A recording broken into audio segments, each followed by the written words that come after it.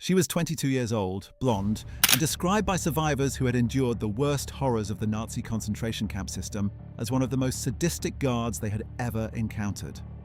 Her name was Irma Grese, and when British troops rolled into Bergen-Belsen on April 15, 1945, and discovered a landscape of unimaginable suffering, tens of thousands of skeletal dying prisoners, mass graves overflowing, disease tearing through the camp like wildfire, she was still there. Still at her post. She had not fled, had not disguised herself, had not tried to blend into the chaos. Within months, she would sit in the dock at one of the very first and most historically significant war crimes trials conducted after the fall of Nazi Germany, answering for crimes that had shocked even the seasoned prosecutors who had seen the evidence from dozens of other camps. When the verdict came down, Irma Grese would become one of the youngest women ever executed by the British judicial system in the 20th century. But beyond the courtroom, beyond the headlines that branded her the Beast of Belsen and the Blonde Angel of Auschwitz, there was a family. A father who had pleaded with her not to go, brothers and sisters who would spend the rest of their lives haunted by her name, a broader circle of women who had served beside her in the camps and whose own families would also be forced to reckon with what had been done, and a community of people.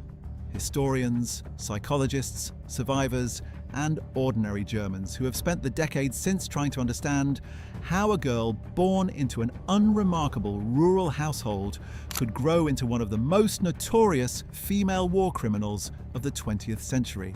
What happened to Irma Grese's family after the war? What became of the people who shared her blood, her name, her childhood home on the flat plains of Mecklenburg? What happened to the other women who stood in that dock alongside her, and what became of their families? In this video, we will find out. So, without further ado, let us start at the very beginning.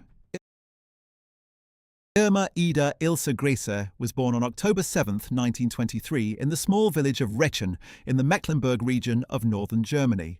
It was an unremarkable corner of the country, rural and agricultural, far from the grand cities where the political convulsions that would reshape Germany and the world were beginning to take shape. Her father, Alfred Grese, was a dairy worker and farm labourer, a man of modest means who worked hard to provide for his growing family. Her mother, Bertha Grese née Fust, was a housewife raising 5 children in a household that was not wealthy but was not without warmth. Irma was the third of those 5 children, born between her older sister Helene and her older brother Alfred Jr., with 2 younger siblings, Lydia and another brother, following in the years after. It is important to understand this family background when trying to make sense of what Irma would eventually become, because there was nothing in her upbringing that obviously predestined her for the path she chose. No evidence of an abusive childhood, no documented history of exceptional cruelty even as a young girl, no ideological household in which Nazi thinking was explicitly cultivated as a form of education. Alfred Grese was not, by the accounts that exist, a fanatical Nazi. He was a working man living in a Germany that was coming apart at the seams economically and politically, watching Adolf Hitler rise to power and reshape the country around him, and largely trying to keep his family together through the turbulence of the 1930s. The first major tragedy to strike the Grese household came in 1936, when Irma was 12 years old. Her mother, Bertha, took her own life, reportedly by drinking hydrochloric acid. The circumstances surrounding this act of desperation have been interpreted in different ways by different historians and biographers over the years. Some accounts suggest that Alfred Grese had begun an affair, and that the breakdown of the marriage was the catalyst for Bertha's decision to end her life. Other accounts are less specific, noting simply the economic and social pressures of life in Depression-era rural Germany, where poverty was widespread and psychological support essentially non-existent for ordinary rural families. Whatever the precise cause, the effect on the Grese children was devastating. Losing a mother at that age in that manner is a wound that shapes a child in ways that are not always visible on the surface. Irma was 12. She was in the middle of her schooling, navigating the strange new world of a Germany that was transforming rapidly under Hitler's government, and she had just lost the woman who had been the emotional centre of her household. Alfred Grese would later remark, after everything that had happened to his daughter, that he had tried to be both father and mother to his children after Bertha's death, but that he had felt helpless to guide them in the world they were growing up into. Irma left school at the age of 14, which was not unusual for rural German girls of her background and era. She worked for a time as an agricultural labourer, moving between farms in the region, and it was during this period that she became involved with the Bund Deutscher Mädel, the League of German Girls, which was the female equivalent of the Hitler Youth. This organisation was not optional in any meaningful sense for young Germans by the late 1930s.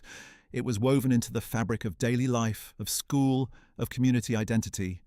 But Irma's engagement with it was reportedly enthusiastic rather than merely compliant. She thrived in the structured, hierarchical environment it offered, and she responded to its ideological framing of German identity, female duty, and racial mission with a receptiveness that went beyond the ordinary. It was also during this period that she made her first attempt to join the SS system in a formal capacity. She applied to work as an Aufseherinnen, a female SS concentration camp guard, and was initially rejected. She did not give up. She applied again, and in July of 1942, at the age of 18, she was accepted and sent to Ravensbrück, the large concentration camp north of Berlin that served primarily as the training ground for female SS overseers.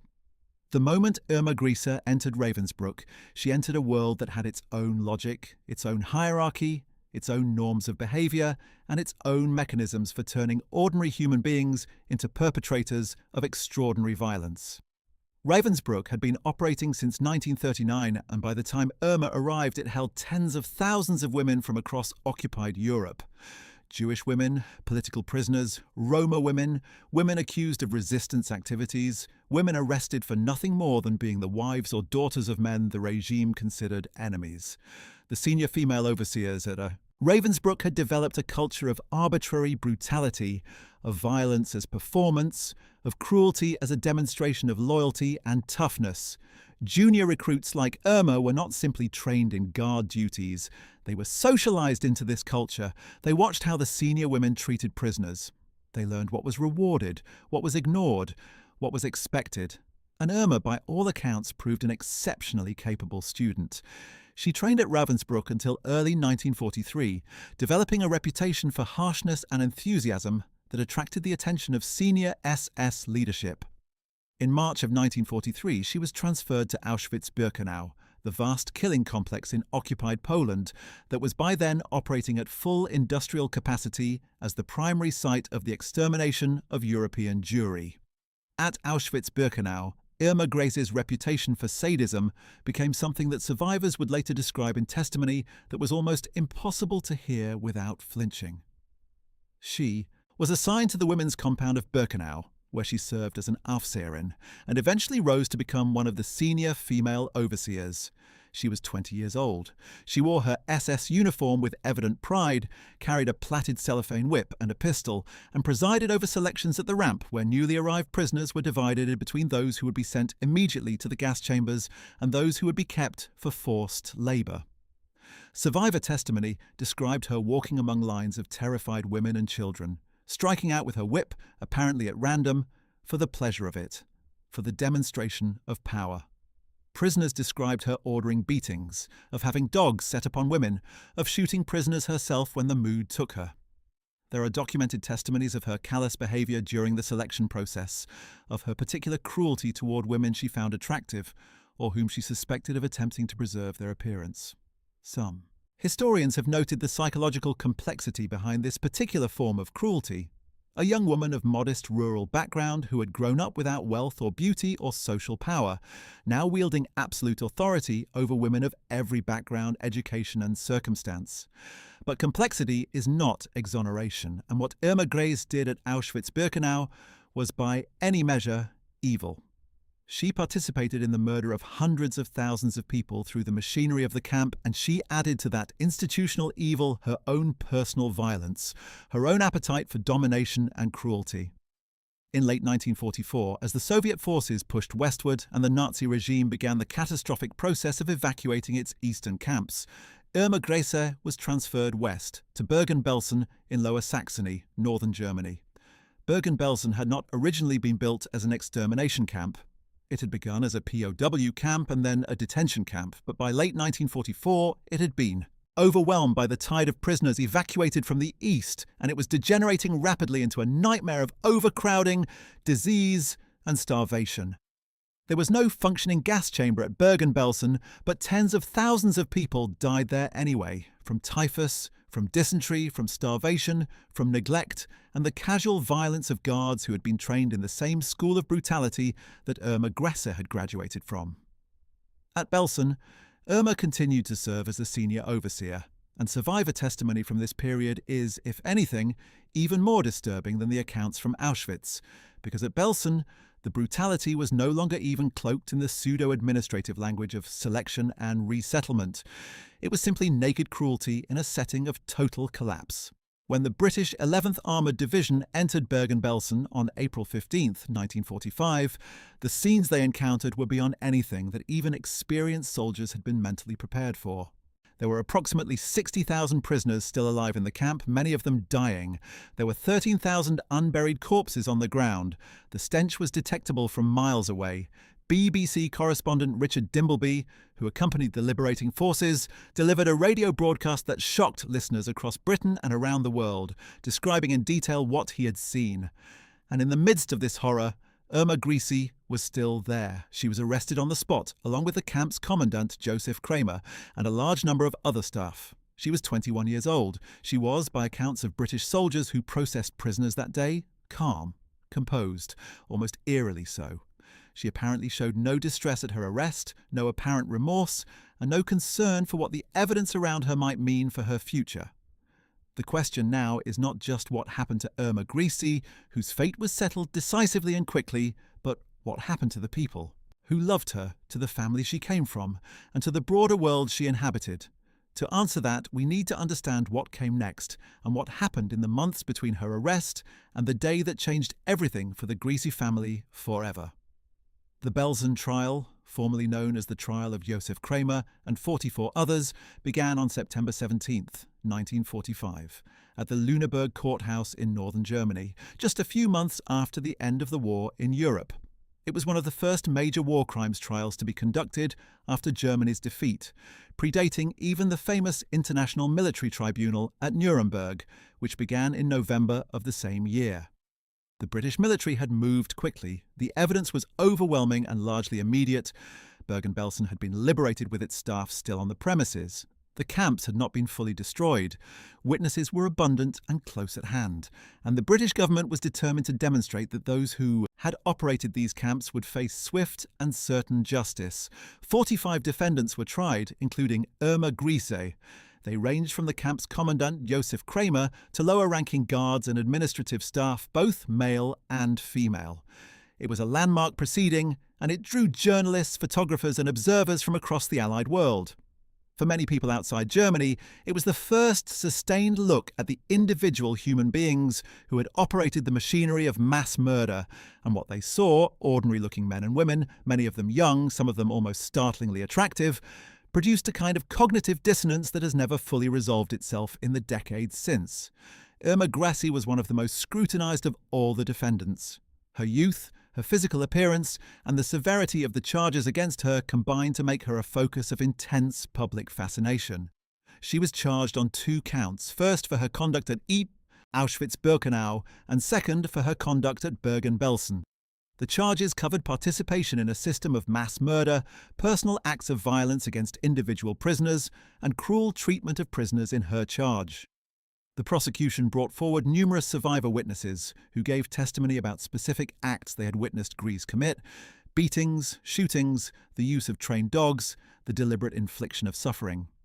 Grese's defense counsel argued that she had been following orders, that she had been trained and conditioned within a system that normalized violence, and that she should be judged against the standards of the world she had been raised in, rather than the world that sat in judgment of her. It was a defense that the court found unconvincing. Irma Grese, for her part, made a notable impression on the court and on the journalists covering the trial. She appeared alert and composed throughout the proceedings. When she spoke, she was coherent and articulate. She denied the most extreme accusations, but showed no evident remorse for the role she had played in the camp system. Several people who observed her during the trial noted that she did not appear to comprehend, or at least to accept, the moral gravity of what she was accused of. On November 17, 1945, the verdicts were announced. Irma Grese was found guilty on both charges. She was sentenced to death by hanging. When the sentence was read out, she reportedly said nothing.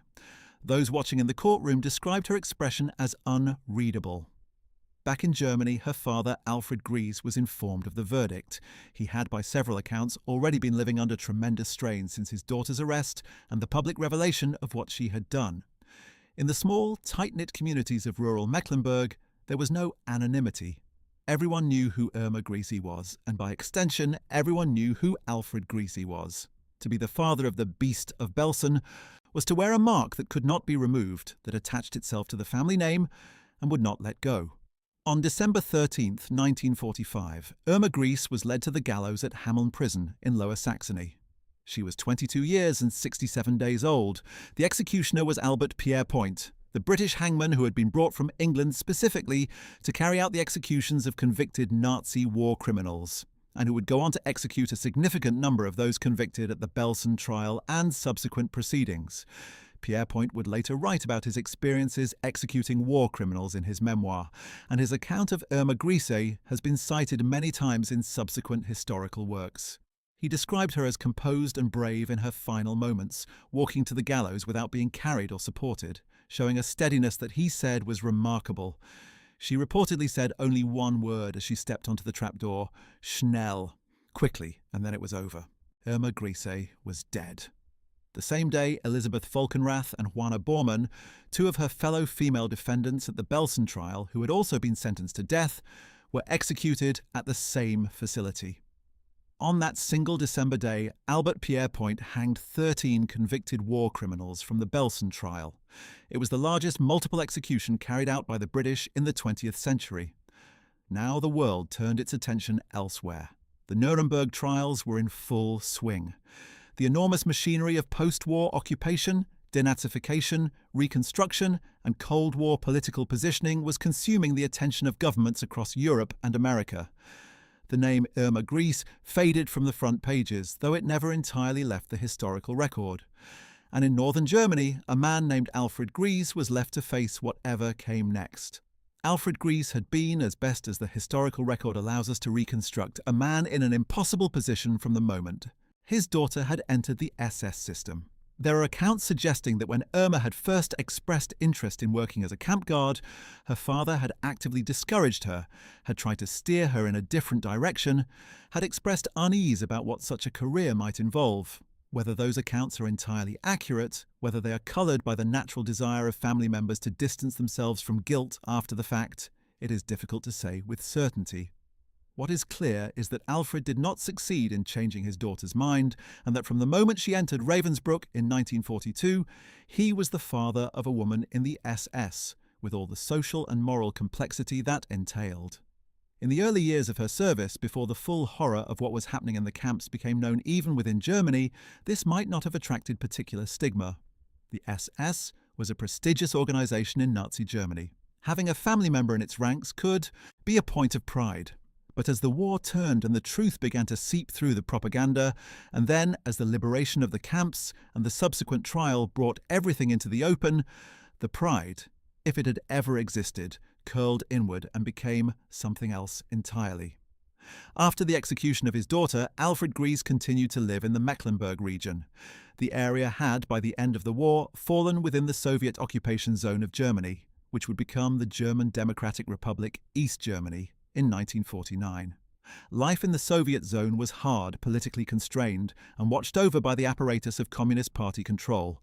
For a man with the particular burden Alfred Grese carried, the additional layer of political surveillance and the social pressures of a community that knew exactly who he was made his existence particularly difficult.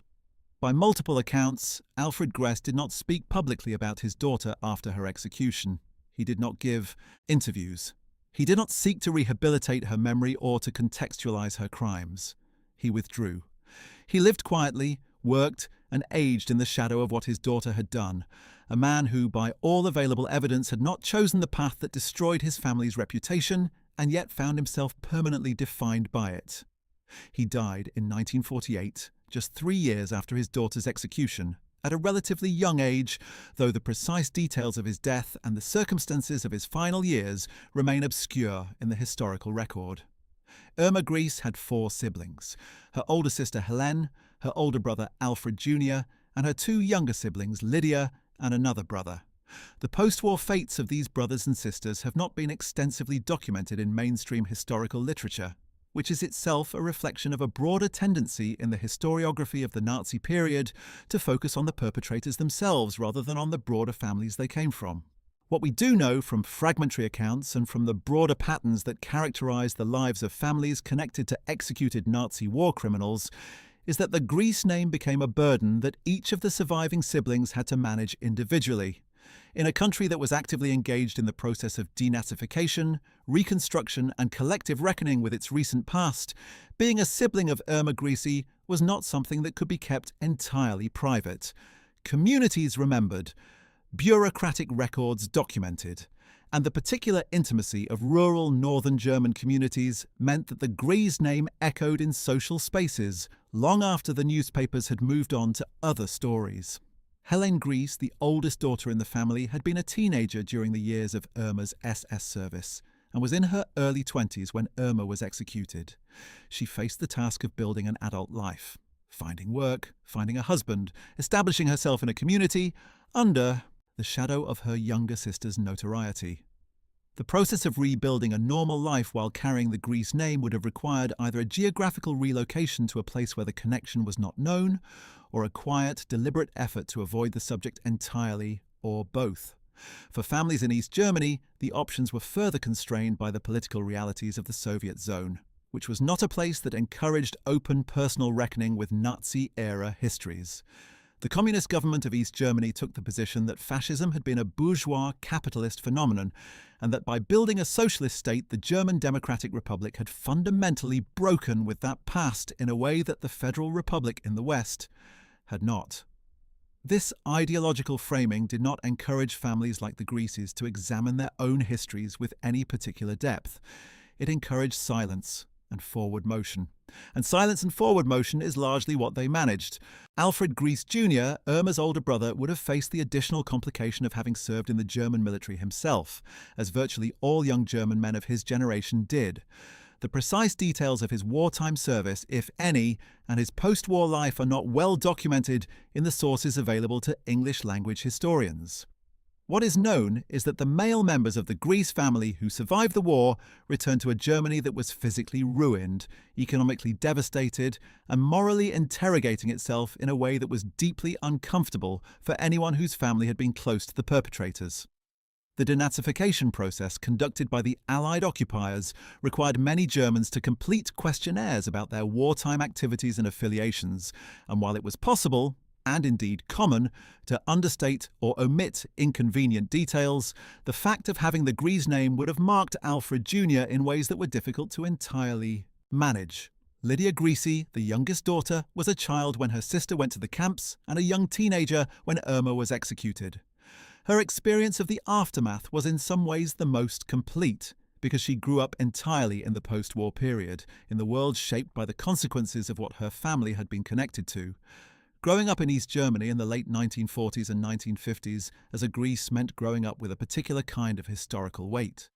There are no published memoirs by Lydia Grese, no interviews, no public statements that have entered the historical record. She appears to have lived the kind of life that families of Nazi perpetrators across Germany chose in the post-war decades: private, quiet, deliberately uncontroversial, trying to exist without drawing attention to a connection that nothing could entirely erase. This choice of silence and withdrawal was not unique to the Grese family. It was characteristic of a much broader pattern across German society, in which the relatives of perpetrators, whether of the most famous Nazi leaders or of the hundreds of thousands of lower-level participants who had operated the machinery of genocide, negotiated their family histories in ways that prioritized survival and social integration over honest reckoning. The broader question of what the Grese family's experience tells us about German society in the aftermath of the Nazi period is one that historians have wrestled with for decades. The research of scholars like Dan Bar-On, whose work Legacy of Silence examined interviews with the children and grandchildren of Nazi perpetrators, reveals consistent patterns. The tendency of perpetrator families to avoid speaking about the past, the transmission of trauma and shame across generations in ways that are not always conscious or deliberate, the difficulty of building a coherent family identity when the founding story is one of crime and guilt. The Grese family, in the limited information available about them, appears to have followed these patterns almost precisely. They were not the family of a Nuremberg defendant, not connected to the very highest levels of the Nazi leadership. Irma was a 22-year-old concentration camp guard, and while her fame was significant, her family were ordinary rural Germans without the resources or the public profile to mount campaigns of rehabilitation or contextualization. They simply tried to live, and in doing so, they embodied the experience of thousands of families across Germany who found themselves carrying histories they had not chosen. To understand the full dimensions of Irma Grese's world and what happened to it after 1945, we need to look beyond her immediate family to the broader circle of women who served in the same system, who were tried alongside her or after her, and whose own families faced similar or even worse reckonings. We need to look at Elisabeth Volkenrath, who had been the chief female overseer at Bergen-Belsen and who hanged alongside Irma on that December day in 1945. We need to look at Wanne Bormann, the third woman executed that day. Known among the prisoners, she terrorized for the pack of trained dogs she used as instruments of torture. We need to look at Herta Botha, who was tried at the same trial and whose sentence was significantly lighter, and who lived for decades afterward, and whose long life raised difficult questions about the consistency and completeness of post-war justice. And we need to look at the men who had been Irma's superiors and colleagues, at Josef Kramer, who had commanded the camp that bore her worst crimes, and at the system that had trained and deployed all of them. Elisabeth Volkenrath was born on September 5, 1919, in Schönau an der Katzbach, a town in Lower Silesia that would become part of Poland after the war. She was 4 years older than Irma Grese, and in many ways a more senior figure in the hierarchy of Bergen-Belsen. She had come to the camp system even earlier than Irma, having entered Ravensbrück as an Aufseherin in 1941. From Ravensbrück she had been transferred to Auschwitz, where she served as a supervisor in the women's section, and then to Bergen-Belsen, where she rose to become the Oberaufseherin, the chief female overseer, the highest-ranking female SS officer in the camp. In that position, she wielded enormous authority over the lives of prisoners, and survivor testimony established that she had used that authority with consistent brutality. She had been involved in selections at Auschwitz, meaning she had participated in determining which newly arrived prisoners were sent immediately to their deaths in the gas chambers. She had beaten prisoners personally. She had administered or ordered collective punishments that resulted in deaths. At the Belsen trial, she was found guilty and sentenced to death. What became of Elisabeth Volkenrath's family? Volkenrath had married Hans Heinrich Volkenrath, a fellow SS man, during the war, which was common practice among SS personnel who sometimes married within the camp system itself. The couple had formed a relationship that was born of and defined by their shared participation in the SS apparatus. After the execution, Hans Volkenrath faced the particular difficulty of being the husband of a woman hanged as a war criminal, a rare inversion of the more common post-war dynamic in which it was women who were navigating the fates of convicted or deceased husbands. Hans Volkenrath, like Alfred Grese, largely disappeared from the public record after 1945. There are no accounts of him seeking to rehabilitate his wife's memory or to challenge the verdicts against her. He appears to have done what most people in his situation did, retreated into private life and tried to survive in a Germany that was attempting, with mixed success, to move forward. The third woman hanged on December 13, 1945, was Wanne Bormann, and her story has its own particular horror. She was born on September 10, 1893, in Beerst, West Prussia.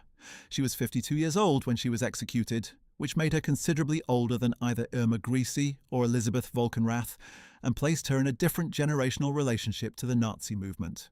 She had joined the concentration camp system in 1938 and had worked at several camps before arriving at Bergen-Belsen, including Ravensbrück and Auschwitz. At Bergen-Belsen, she became particularly notorious for unleashing her pack of trained dogs on prisoners, a practice so consistently documented in survivor testimony that it became central to her prosecution at the Belsen trial. The dogs were not merely a guard tool. They were, by all accounts, a weapon of terror and sadism, used to maim and kill, and Bormann's evident pleasure in their use was a characteristic that prisoners remembered decades later in testimony that still makes for harrowing reading. Juana Bormann was unmarried and had no children, which means that her post-execution legacy in terms of direct family impact was somewhat different from Irma Grese's. She had no husband to face the stigma of her name, no children to grow up carrying the weight of what she had done. She came from West Prussia, a region that, like Lower Silesia in Falkenrath's case, had ceased to be German territory by the time of her execution, absorbed into Poland as part of the post-war territorial settlements. Her immediate family, to whatever extent they had survived the war and the upheavals of the Prussian expulsion, in which millions of ethnic Germans were driven westward from territories that became Polish, would have been scattered and dislocated, and the combination of that geographical disruption with the particular shame of having a family member executed for war crimes made the reconstruction of any stable family narrative essentially impossible. The expellee communities that formed in West Germany in the late 1940s and 1950s carried their own traumas, their own political identities, their own grievances, and within those communities, the fact of having a relative who had been hanged as a war criminal was one more layer of catastrophe to navigate. The contrast between the fates of the women executed on December 13, 1945, and those of the women tried at the same trial but given lighter sentences is one of the more morally complex aspects of the Belsen trial's legacy. Herta Botha was born on January 8, 1921 in Täterow, Mecklenburg, the same region of Germany in which Irma Grese had grown up, a coincidence that tells us something about the specific recruitment networks of the female SS apparatus, which tended to draw heavily from particular rural regions of northern Germany. She had trained at Ravensbrück in 1942, overlapping with Irma Grese during the same period, and had served at multiple camps including Stutthof near Danzig, before arriving at Bergen-Belsen in early 1945. At the Belsen trial, she was convicted and sentenced to 10 years in prison. She was released in 1951, having served less than 6 years. She was 30 years old when she walked out of prison. She had the rest of her life in front of her. The question of what Herta Botha did with those remaining years is one that has periodically attracted attention, particularly in the context of debates about the adequacy of post-war justice for lower-ranking perpetrators. She settled in West Germany, in the town of Banteln, in Lower Saxony, relatively close to the very region where Bergen-Belsen had stood, and where she had committed the crimes for which she had been convicted. She lived a quiet life, working, and by accounts available in later biographical research, she did not engage publicly with her past. She gave no interviews in the years immediately following her release. She did not join any of the veterans or rehabilitation organizations that some former SS personnel formed in West Germany during the 1950s and 1960s. She simply lived. It was only much later, decades later, that she gave interviews to researchers and documentary filmmakers who sought her out as part of the growing scholarly interest in female perpetrators. In those interviews, Botha presented a portrait of herself as someone who had followed orders in an extraordinary situation, who had been young and had not fully understood what she was participating in, who had done what she had to do to survive within the system. Survivors' organizations and historians of the Holocaust reacted to her statements with predictable dismay. The gap between Botha's self-presentation and the testimony of survivors who remembered her conduct was vast, and that gap became a kind of case study in the psychology of perpetrator self-justification. Herta Botha married after her release from prison, taking her husband's surname, which provided a degree of nominal distance from her convicted identity, though the historical record had preserved her birth name and her trial record in a way that could not be entirely obscured. She had children. Her family, as far as can be determined from public records and the accounts available in historical literature, was not publicly associated with efforts to rehabilitate her or to challenge the verdicts against her. They appear to have lived the private lives that most families of former SS personnel in West Germany managed to construct for themselves in the economic miracle years of the 1950s and 1960s, when West German society was prospering, when the denazification process had largely wound down, and when there was a broad and not entirely unspoken social consensus that the past should be left in the past. Herta Botha died on March 16, 2000, at the age of 79 in Banteln. She had outlived Irma Grese by 55 years. The story of Josef Kramer is inseparable from the story of Irma Grese and the broader world of Bergen-Belsen, because Kramer was the man at the top of the system within which Grese operated during the final months of the war. Born on November 10, 1906 in Munich, Josef Kramer had followed a path into the SS apparatus that was in many ways typical of a generation of men who built their entire adult identities around the Nazi state and its institutions. He had joined the SS in 1932 when the organization was still in its early phase of growth and had risen through the camp system over more than a decade, serving at Dachau, Sachsenhausen, Mauthausen, Auschwitz-Birkenau, and finally Bergen-Belsen. By the time he was appointed commandant of Bergen-Belsen in December 1944, he had overseen or participated in mass murder on a scale that was almost impossible to fully comprehend. At Auschwitz-Birkenau, where he had served as commandant of the Birkenau subcamp, he had personally presided over some of the most intensive phases of the extermination of Hungarian Jews in the summer of 1944, when trains from Hungary were arriving daily and the crematoria were running at maximum capacity around the clock. He was not a reluctant bureaucrat who had found himself trapped in an institutional machinery. He was, by all available evidence, an enthusiastic and capable administrator of murder. At the Belsen trial, Josef Kramer was the lead defendant, listed first among the 45. The evidence against him was overwhelming. He was found guilty and sentenced to death. He was hanged by Albert Pierrepoint on December 13, 1945, the same day as Irma Grese, Elisabeth Volkenrath, and Juana Bormann, along with 9 other convicted defendants. His wife, Rosalie Kramer, was left behind in a Germany that was actively reconstructing itself in the ruins of everything her husband had helped to create. Rosalie Kramer had lived the war as the wife of a series of camp commandants, moving between the various postings that defined Josef's career, inhabiting the pleasant quarters that the SS provided for its senior officers and their families adjacent to the camps, the well-maintained houses with gardens, the officers' clubs, the social life of the camp SS community that existed in bizarre parallel to the industrial murder taking place a few hundred meters away. This proximity of ordinary family life to mass murder has been one of the most studied and most disturbing aspects of the Nazi camp system.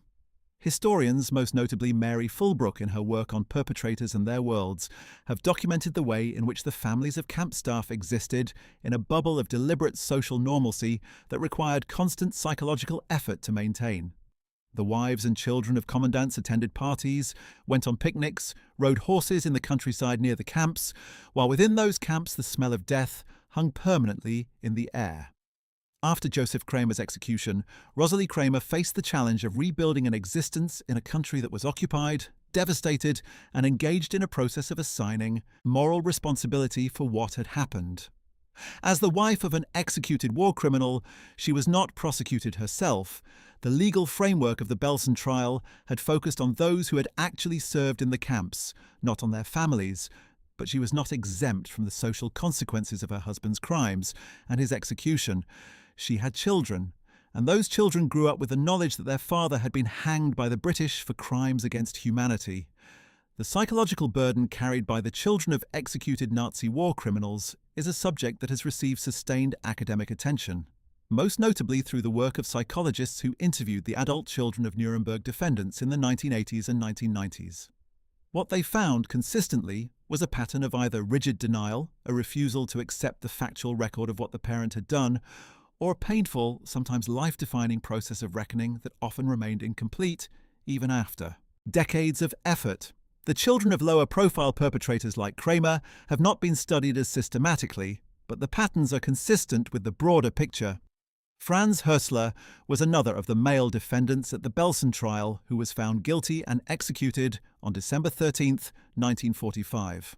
Born in 1906 in Oberdorf, Bavaria, Hössler had a long career in the concentration camp system, having served at Dachau, Mauthausen, and most significantly at Auschwitz-Birkenau, where he had served as a camp leader and had been directly involved in the selection process and in the coordination of the gas chamber operations. Like Kramer, he had been a career SS man whose entire adult identity was structured around the camp system. He was transferred to Bergen-Belsen in late 1944, where he continued to serve until the British arrival. At the trial, witnesses described him as having been present at and having participated in selections, beatings and shootings. He was found guilty and sentenced to death. He left behind a family, a wife and children, who, like the other families of the executed defendants, retreated into the private world of post-war German life and left almost no trace in the historical record. The Belsen trial had convicted 45 people but had also acquitted a number of defendants who had been charged but for whom the evidence was not sufficient for conviction beyond a reasonable doubt. Among those acquitted, or given very light sentences, were individuals who had also served in the camp system, and the question of why some perpetrators were convicted and others were not, why some were executed and others served relatively short sentences and walked free, is one that has occupied legal historians and moral philosophers ever since. The answer is complex. It involves the particular evidentiary standards applied by the British Military Tribunal, the availability and credibility of specific survivor witnesses, the particular charges framed against each defendant, and the varying degrees of documented participation in specific acts versus general participation in the camp's operation. But the result of these variations was a post-war justice landscape that was, by any honest assessment, incomplete. Many people who had done terrible things walked free.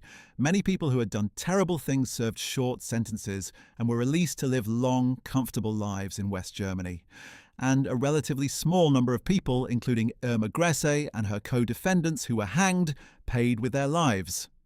The inadequacy of post-war justice for the full breadth of Nazi perpetrators is perhaps most starkly illustrated by the story of the female SS camp system more broadly. Ravensbrück, where both Irma Grese and Hertha Botha had trained, was the crucible in which the female perpetrators of the Nazi camp system were forged. By the end of the war, more than 3,000 women had served as Aufseherinnen, female SS overseers, in the concentration camp network. The vast majority of these women were never tried. The vast majority never faced any judicial reckoning for what they had done. The denazification process that the Allied occupiers conducted in the late 1940s was largely focused on men, on the administrators, officers and soldiers of the Nazi state, and women who had served in the camp system often slipped through the mesh of accountability with relative ease. Some simply presented themselves as having been domestic workers or administrative personnel, understating their role in ways that the overwhelmed denazification tribunals often lacked the resources or the will to challenge. Some married quickly and changed their names, making it harder to trace their camp service.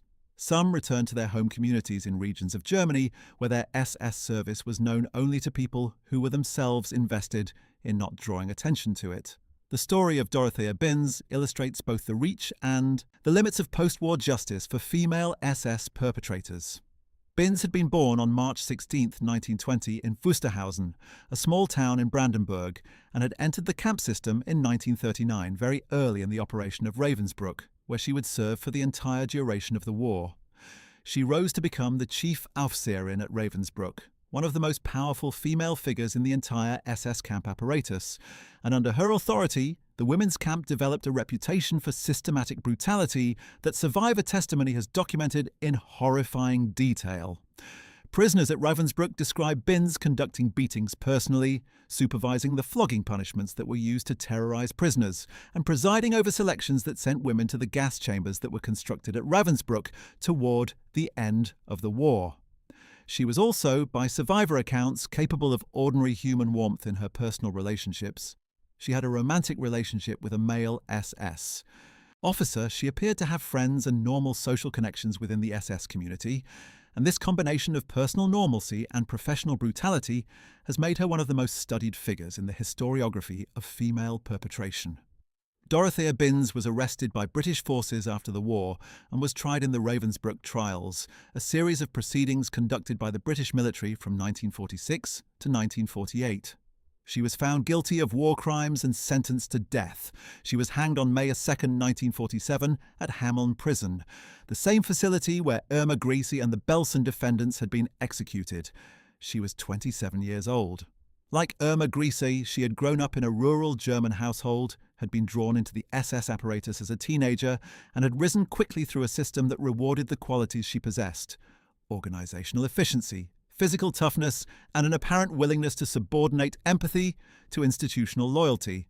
And like Irma Grese, She left behind a family that was forced to reckon with her execution and its meaning. Her father was a forester, an ordinary man living in the Mark-Brandenburg countryside, and the records available on the post-war lives of the Binz family are sparse.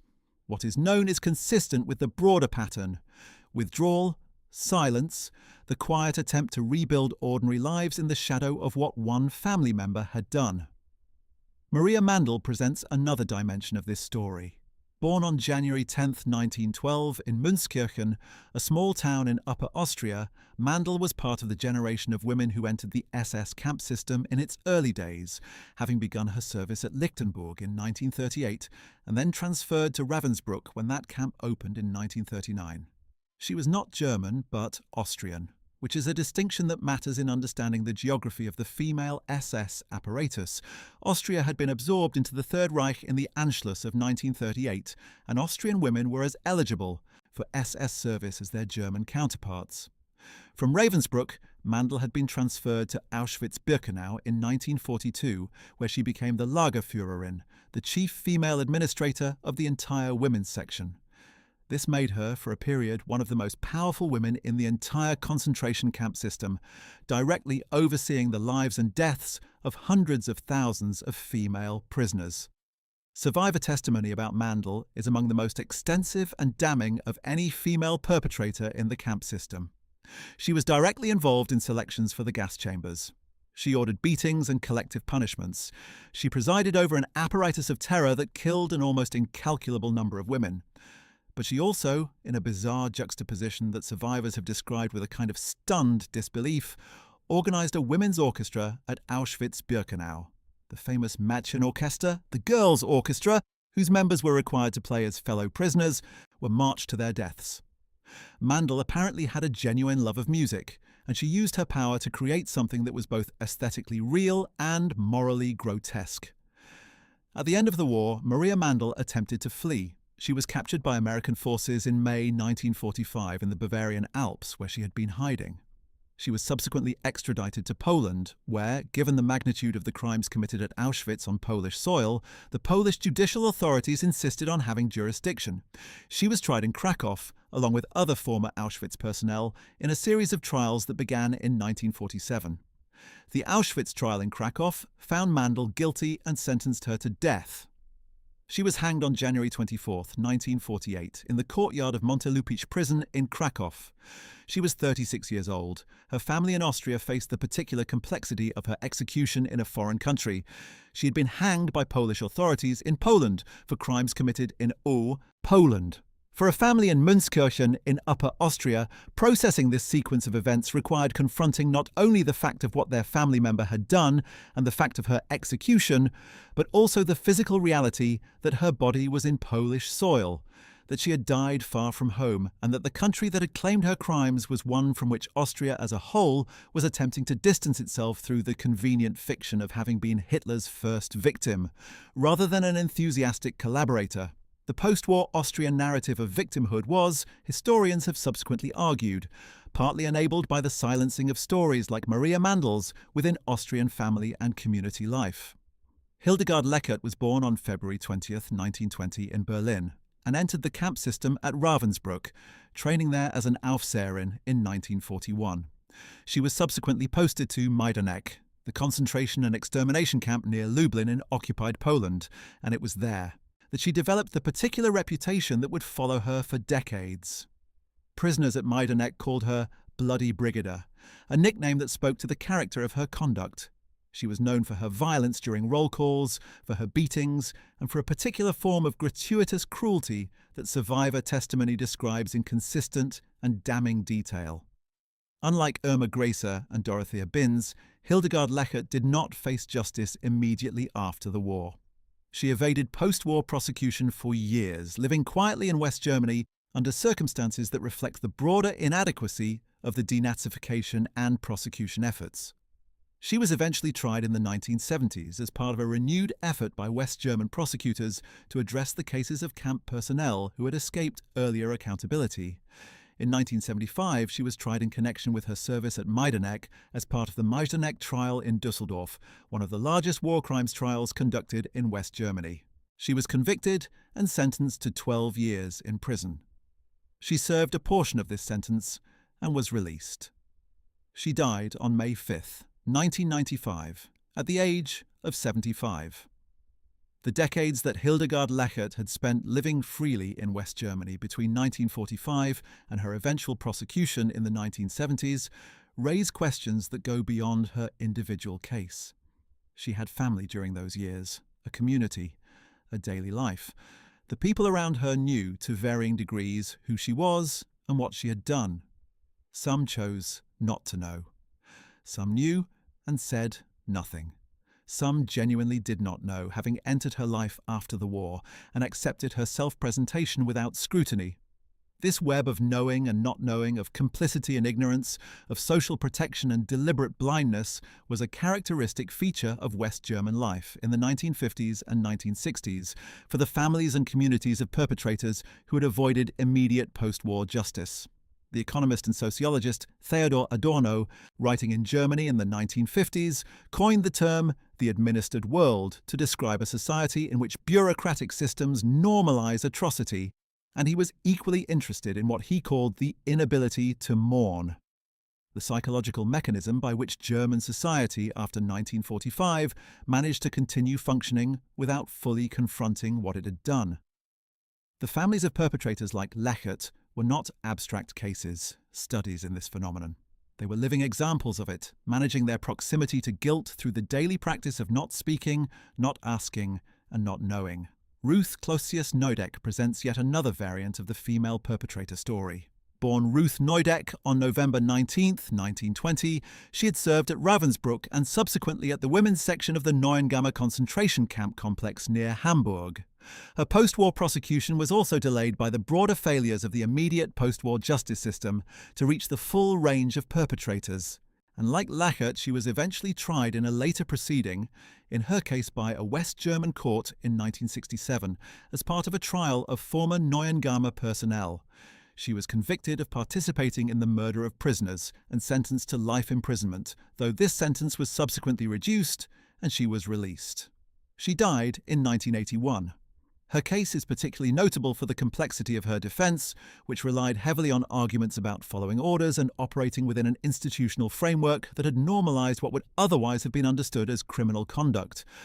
Arguments that the court did not find sufficient to mitigate her responsibility, but which reflected the genuine psychological and sociological reality of how ordinary people become capable of participating in extraordinary evil. The story of these women and their families cannot be fully told without also considering the story of the man who ended several of their lives, Albert. Pierrepoint, the British hangman. Born on March 30, 1905, in Clayton-le-Moors, Lancashire, Albert Pierrepoint came from a family of executioners. His father Henry and his uncle Tom had both been public executioners for the British state. Albert followed them into the profession, becoming the chief executioner for Great Britain in the 1940s and carrying out hundreds of executions over the course of his career. His role in the post-war justice process was extraordinary in its scope. He was deployed to Germany repeatedly between 1945 and 1950 to carry out the executions of convicted Nazi war criminals, and he executed more than 200 people in this capacity, including the defendants from the Belsen trial, the Ravensbrück trial, and other proceedings. The list of people he hanged reads like a roll call of the concentration camp system's most notorious operators: Josef Kramer, Irma Grese, Elisabeth Volkenrath, Juana Bormann, Dorothea Binz, and many others.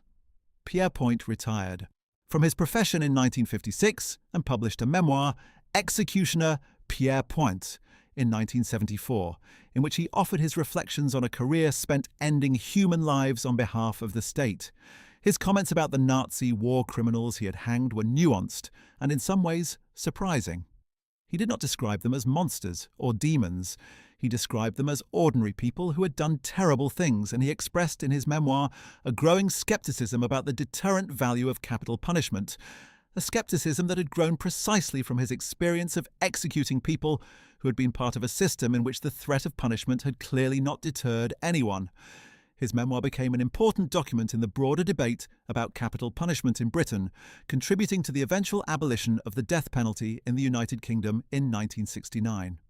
Pierre Point's own family was, of course, marked by his profession in ways that were unusual, being the child or sibling of. Britain's official hangman was not a social identity that was easy to carry in ordinary British life, and the particular period in which he was most active, the post-war execution of Nazi war criminals, added a further layer of weight to that professional identity. One figure whose post-war fate illuminates a different dimension of the story of female perpetrators is Johanna Langefeld. Born on March 10, 1900, in Neviges, Westphalia, Langefeld was one of the most senior women in the entire SS female guard system.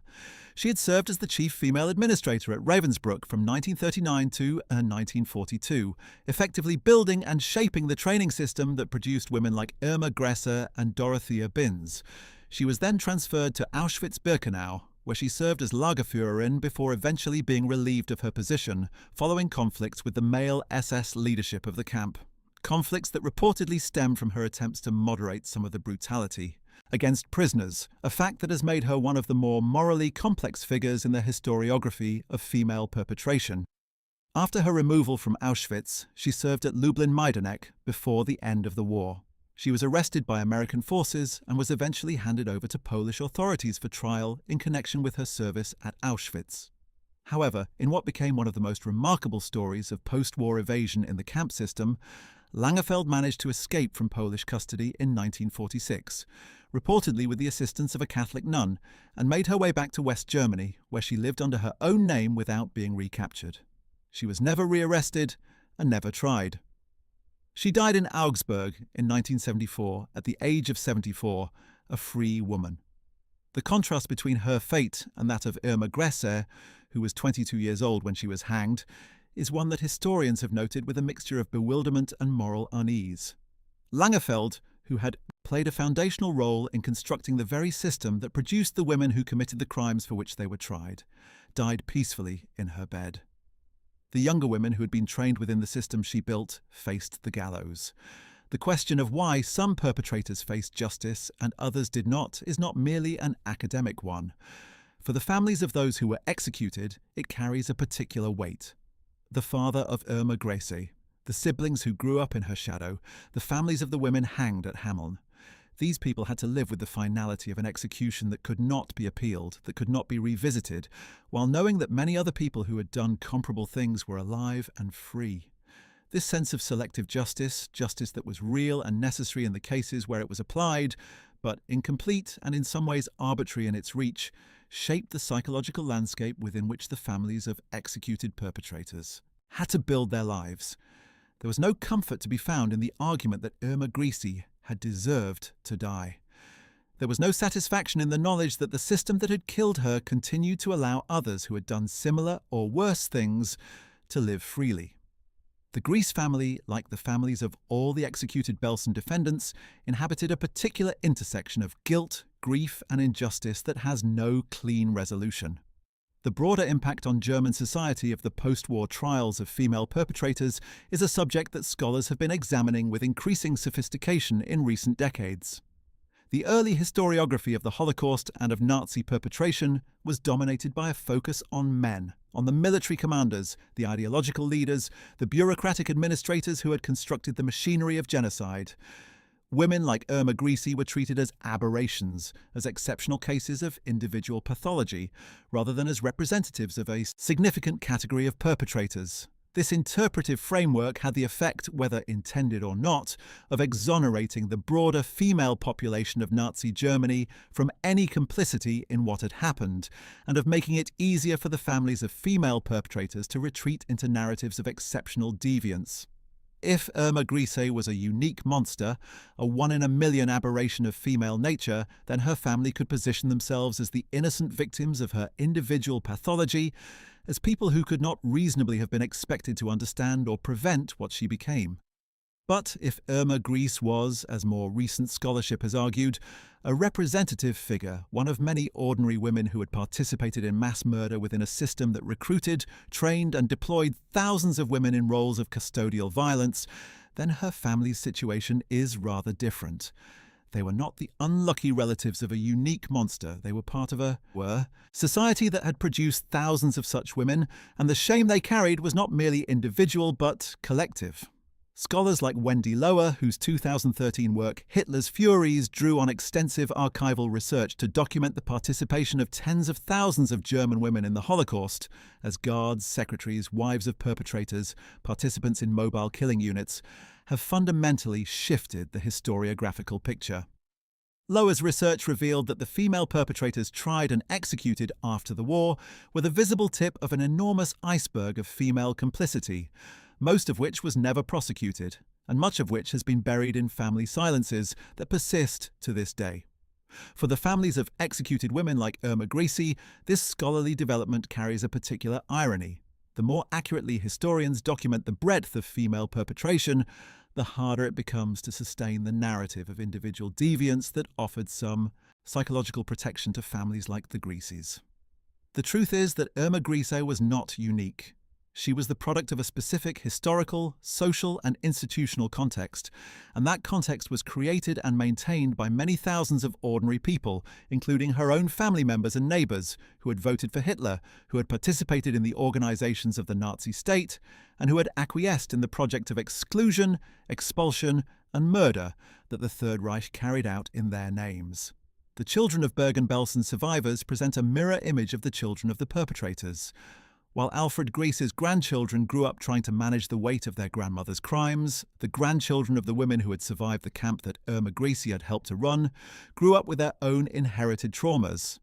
The concept of intergenerational trauma, the transmission of psychological wounds from Holocaust survivors to their children and grandchildren, has been extensively studied since the 1960s, when psychiatrists and psychologists working with survivor communities began to notice consistent psychological patterns in the children of people who had survived the camps. These children often carried a burden of survivor guilt that was not their own, anxiety and depression that seemed to originate in histories they had not personally experienced, and complex relationships with Jewish identity that reflected the profound disruptions their parents had endured. The parallel question of whether the descendants of perpetrators also carried a form of intergenerational transmission, not of trauma, but of guilt, of moral complexity, of a relationship to history that was defined by what their ancestors had done, has been explored most thoughtfully by psychologist Dan Bar-On, whose interviews with the children of perpetrators revealed patterns of psychological suppression, relational distortion, and identity confusion that, in some ways, mirrored the patterns found in survivor families. For the specific family of Irma Grese, the weight of that intergenerational legacy is something that exists largely in silence. No member of the Grese family, to the knowledge of historians and journalists who have researched her life, has ever made a public statement about her. There are no books, no interviews, no public acts of witness or reckoning that have emerged from her siblings or their descendants. The town of Rieschen, where she was born, does not commemorate her in any way, which is entirely appropriate, but nor does it appear to have produced any public effort to document or understand her origins in the context of local history. The silence that has surrounded the Grese family since 1945 is both understandable and, in its totality, a kind of statement in itself.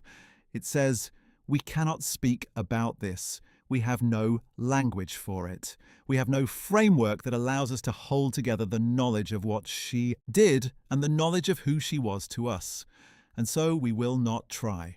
We will be silent, and perhaps the silence will eventually become indistinguishable from the ordinary silence of unremarkable lives." But history does not allow that kind of peace. Not entirely. The name Irma Grese has never left the public record. It appears in every serious history of Bergen-Belsen, in every survey of female perpetrators in the Nazi system, in the enormous biographical literature on the concentration camps. It appears in the testimony of survivors who remembered her, whose words are preserved in archives at Yad Vashem in Jerusalem, at the Imperial War Museum in London, at the United States Holocaust Memorial Museum in Washington.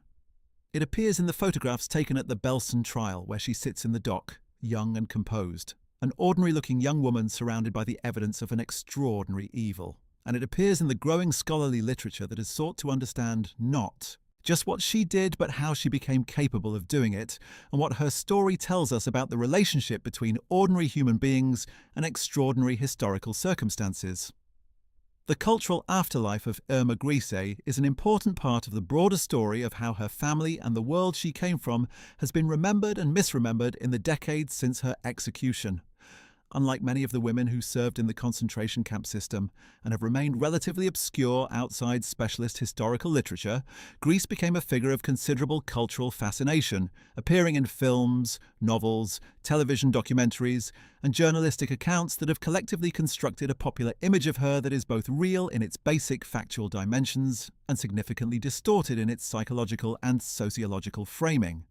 This distortion has consequences for how we understand not only her but the world that produced her, and it has consequences for how her family's story is perceived and interpreted. The earliest popular representations of Irma Grese appeared in the immediate post-war period, in the British press and in the newsreel coverage of the Belsen trial. She was presented consistently as a beautiful monster. Her physical appearance was noted in almost every account, as though beauty and sadism were somehow especially incompatible, as though the contradiction between her face and her actions was what made her interesting. This framing served certain ideological purposes. It preserved the notion that evil was fundamentally aberrant, fundamentally detectable through some visible marker, and that the failure to detect it in Grese's case was due to the deceptive combination of her appearance and her gender. It reassured a public that wanted to believe that ordinary people did not do what Grese had done, that perpetrators could be distinguished from normal human beings if you knew what to look for, the historical record as subsequent. Scholarship has established beyond any reasonable doubt does not support this reassurance, but the popular image of Grese as a beautiful anomaly proved remarkably durable, and it has shaped the way her story has been told in popular culture for more than 70 years.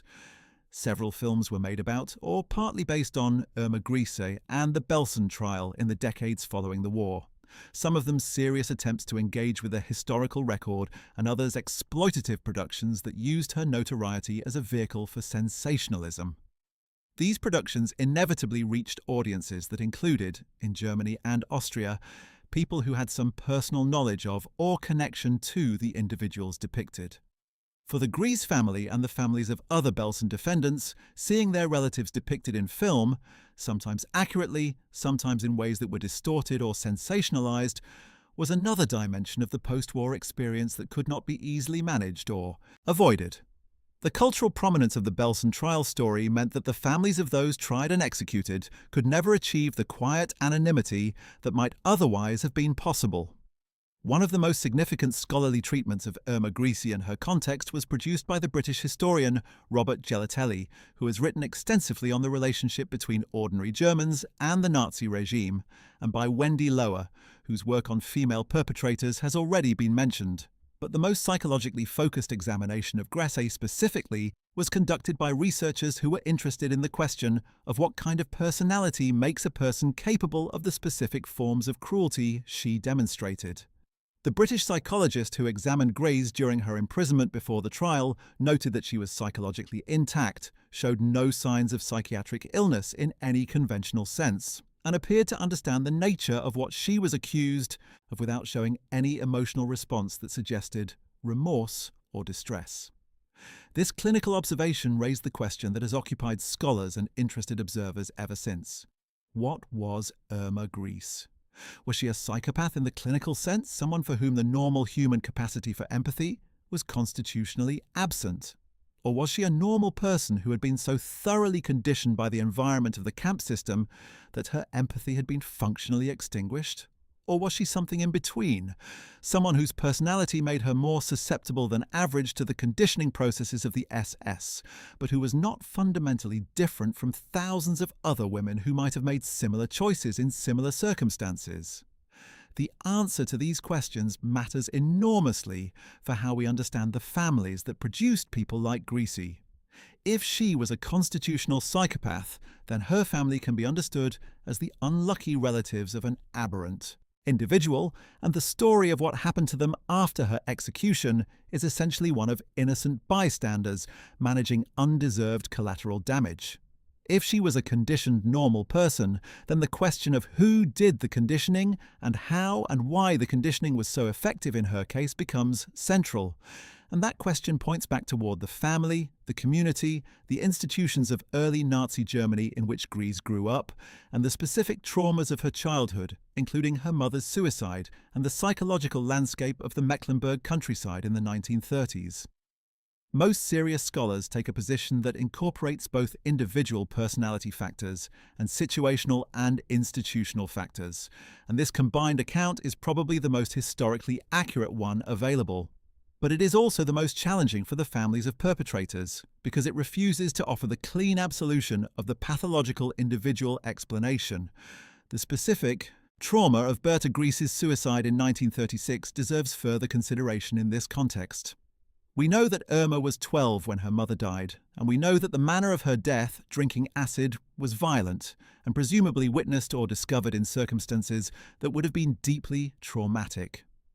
The psychological literature on the long-term effects of parental suicide on children is extensive and consistent in its findings. Children who lose a parent to suicide experience elevated rates of depression, anxiety, post-traumatic stress disorder, and behavioral difficulties, and they are themselves at higher risk of suicidal ideation and attempts. They also frequently experience a particular form of shame and stigma associated with suicide that was especially pronounced in the conservative rural German Catholic community of the 1930s. Irma's siblings would have carried these burdens as well as she did, but they did not all make the same choices she made. This suggests that the trauma of their mother's death, while significant, was not by itself sufficient to produce the specific trajectory that Irma followed. Other factors were at work: the specific environment of the SS training system, the particular susceptibilities of Irma's personality, the historical moment in which she came of age, the ideological framework that the Nazi state provided for transforming grief and anger and resentment into authorized violence. Helene, the oldest of the Grese siblings, was old enough at the time of her mother's death to have already formed a relatively stable identity, and the trajectory she followed after the war, so far as can be determined from the limited record, appears to have been the most conventional of the surviving siblings. There are suggestions in various biographical accounts that Helene made deliberate efforts to distance herself from the Grese name as it became notorious in the post-war period, moving geographically and perhaps eventually changing her name through marriage to create a degree of separation from the identity that her younger sister had so catastrophically defined. This is speculation to some extent because Helene Grese has not been the subject of any sustained historical research, and the information available about her post-war life is fragmentary. But the pattern she seems to have followed: geographical relocation, name change through marriage, deliberate public silence, the construction of a private life carefully separated from the public history of the Grese name, is consistent with the behavior of siblings of executed Nazi war criminals more broadly. Alfred Grese Jr., Irma's older brother, was in his mid-20s at the end of the war, old enough to have served in the German military during the conflict. The fate of young German men who had served in the Wehrmacht and survived the war was complex and varied. Some returned to find their homes and communities destroyed, their families scattered, their sense of identity and purpose shattered along with the country they had fought for. Some went through the denazification process relatively quickly and managed to reintegrate into civilian life with a degree of speed that shocked observers who had expected a more thoroughgoing moral reckoning. Some were held in Allied prisoner of war camps for months or even years before being released. In the Soviet occupation zone, which is where the Grese family's home region of Mecklenburg fell, former Wehrmacht soldiers who returned faced the particular scrutiny of a communist administration that was interested in identifying and prosecuting those who had served in organizations associated with the Nazi state's worst crimes. Alfred Jr., bearing the Grese name and in the same small community where his sister's fame was locally concentrated, would have faced this scrutiny under particularly difficult conditions. The details of his post-war life, like those of his siblings, remain largely undocumented in accessible historical sources. Lydia Grese, the youngest of the surviving siblings, entered adulthood in the late 1940s and early 1950s, in a Germany that was becoming two separate states, each with its own relationship to the Nazi past. In East Germany, where Lydia and the family had their roots, the official narrative was one of having superseded and overcome fascism through the construction of a socialist state. The personal histories of individuals with problematic Nazi-era connections were often managed through this framework. By demonstrating ideological commitment to the new state, by performing conformity with its values and institutions, one could often navigate around the specifics of what one's family had done or been. Whether Lydia Grese used this mechanism, whether she found it effective, whether she built a family of her own, and what she told them about their heritage, All of this is unknown. She represents, in her very obscurity, the experience of hundreds of thousands of ordinary Germans whose family histories intersected with the Nazi period in ways that were never publicly confronted and that were managed through the daily practice of living as if the past could be left behind. The fall of the Berlin Wall in 1989 and the subsequent reunification of Germany created a new cultural and political environment for families like the Greses. The reunification brought together the two different approaches to the Nazi past that East and West Germany had developed over 40 years. The West's gradual, sometimes agonizing, eventually quite thorough process of public reckoning, and the East's ideological insistence on having superseded fascism without necessarily engaging with individual and family histories. The newly unified Germany of the 1990s and 2000s faced the challenge of integrating these two approaches. And in the process, many stories that had been suppressed in the East for decades began to surface. 4. Families in the former East Germany with connections to Nazi perpetrators, this was a period of potential exposure and reckoning, but also a period in which the sheer volume of historical revelation meant that any single family's story was unlikely to attract sustained attention unless it was directly connected to the most prominent and notorious cases. The historiography of the female SS Guard specifically has undergone enormous expansion since the 1990s, driven by the opening of Eastern European archives after the fall of communism, by the digitization and increased accessibility of survivor testimony collections, and by a generation of scholars who came to the topic without the apologetic circumspection that had sometimes characterized earlier researchers. Works by Gudrun Schwartz, Elissa Maylander, Wendy Lower, and others built a comprehensive picture of the female perpetrators that had not previously existed in the scholarly literature, and this expansion of knowledge created renewed public interest in specific figures like Irma Grese. Documentaries, books, and online resources produced in the 2000s and 2010s about Grese were more historically sophisticated and less sensationalistic than many of the earlier popular treatments, and they engaged more directly with the question of her family background and the social context of her upbringing. But they also reached audiences that included, potentially, descendants of the Grese family themselves, people who were encountering detailed, documented accounts of their ancestors' crimes and the scholarly analysis of what those crimes meant in a public cultural space that was not easy to avoid. The town of Recken, where Irma Grese was born, no longer exists as an independent settlement. It has been absorbed into the administrative structure of the surrounding region, and its population in the post-war period was significantly affected by the changes that came with the Soviet occupation and then the East German state. The physical landscape of Irma Grese's childhood has been transformed by 70 years of German history since her birth, and the community of people who knew her family has largely died out or dispersed.